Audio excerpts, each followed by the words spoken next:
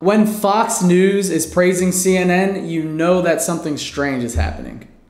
Rules and moderators for this evening, and for the most part, the network and its anchors got good marks. The senior national correspondent Kevin Corke is live in D.C. with more on that side of the story. Kevin, good evening. Evening, Trace. Credit where credit is due. Jake Tapper and Dana Bash moderated a clean, balanced, and focused debate tonight. And while both presidents were surprisingly unfocused at times, repeatedly ignoring very straightforward questions, it was clear. The moderators stayed out of the way. They asked the questions, and you can see the bias in the sense of the question that they asked, but they didn't try to step on the candidates. They didn't try to keep pushing back. They let it happen. And genuinely, you would like a little pushback, but they have to restore the trust of the American people before they're allowed to push back again. Despite the negative things they've said about Donald Trump in the past, you're right. They did handle it very professionally last night, which is what we all wanted. Steve, two things we have. Lawrence, to your point about CNN, I like the way they did it, too. It's just, okay, here's your question. Yeah.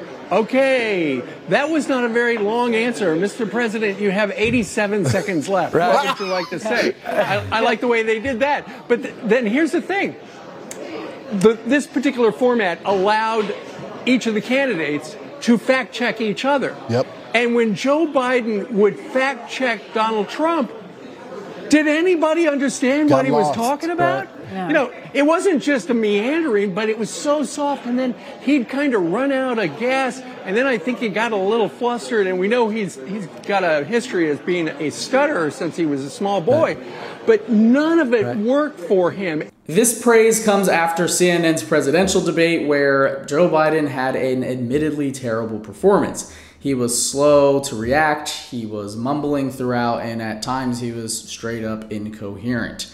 In addition to that, CNN's moderators did little to no moderating. Neither Biden nor the moderators sufficiently countered Trump's most egregious lies, and thus most personalities on the right were happy with the result of the debate. To be fair, CNN signaled ahead of the debate that they would kind of just let the candidates rock on stage, but at Biden's more than advanced age, this ended up being an advantage for Trump.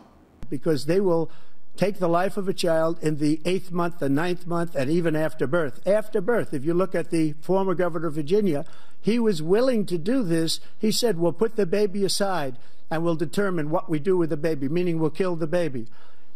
What happened is we brought it back to the states, and the country is now coming together on this issue. It's been a great thing.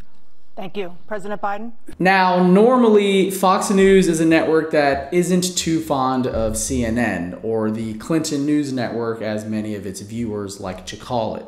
This beef isn't necessarily only about political differences either. Historically speaking, Fox News anchors and pundits have had some pretty specific animosities towards current and former CNN personalities like Jake Tapper, Brian Stelter, Don Lemon, and more. And given how Fox News is essentially the media wing of the Republican Party, it only makes sense that Republican politicians hate CNN as well. They offered me this debate, and they thought I wouldn't take it because it's on CNN. It's fake Tapper. Does anyone know him? Fake Tapper. They wanted it to be sitting down, seated, and zero audience. And they wanted it to be short, also very short. And I said, I'll take it. I'll take it. Because you know what? They thought I wouldn't take it. Being on CNN, and Dana Bash is very tough to Trump. Dana Bash, another beauty. So I have Dana Bash and fake Tapper. And they thought, here's what we'll do. We'll offer him the worst thing that could be offered. These two anchors, Dana Bash, fake Tapper, CNN, no audience, nobody. Your children, your wife, nobody can be there. Oh, that's going to be interesting for him, though, isn't it? Nobody can be there. And they want you sitting down. So I said, I'll take it. They thought what was going to happen is that I'd say, I won't do it. And then they'll say, Trump doesn't want to debate. I want to debate. We should have many debates, frankly.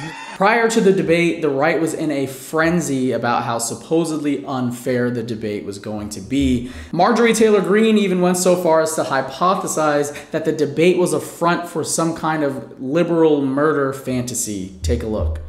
You're one of President Trump's closest advisors. Are you comfortable? I spoke to President Trump just a little over an hour ago. Absolutely love him. I love him. I have so much faith in him.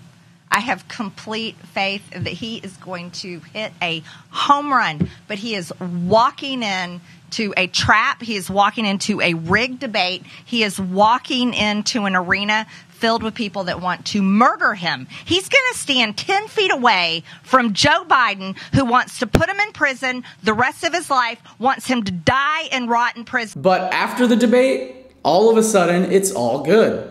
Trump got to stand on stage and go through his greatest hits of lies and didn't face any pushback from the moderators or, frankly, from Biden.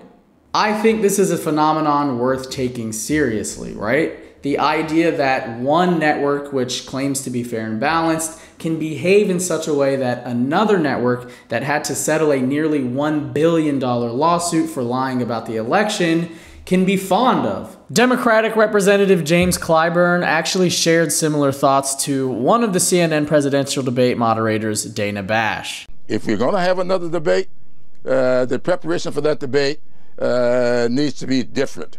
There's no question in my mind. We cannot overload the candidate with all. Well, I don't know. I think that Joe Biden will do well with the debate.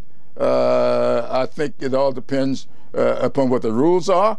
I don't like a debate where nobody will do any fact checking. You just say what you want to say. You know it's a lie. The guy told 30-some odd lies, and nobody checked him on it and said that was up to Joe Biden to do. I'm not too sure. If I ask you a question and you lie to me with the answer, I ought to follow up and give you what the facts are and see what your reaction to that will be. So that, to me, was not the way to plan the debate, and whoever did that and agreed to that really should think about what they're doing. Yeah, okay. Well, it was a debate agreed to by President Biden first, who proposed this debate. Should the president... Those of us who consider ourselves to be on the left have a two-pronged problem. On one hand, we need the media to hold Trump accountable when it matters the most, like at a presidential debate. On the other hand, and perhaps more urgently, we need a candidate who can do that too. In the next few days and weeks, we're going to be hearing a lot about whether Biden should stay, whether he should go, and who his replacements might be. I don't want to put words in your mouth, but it does seem as though you're open to the idea that President Biden stepping aside is a viable option for your party. Am I reading what you're telling me correctly? He has to make this decision alone. No one else can. I just ask that he be honest with himself about the situation, what he faces, and what the impact will be on history.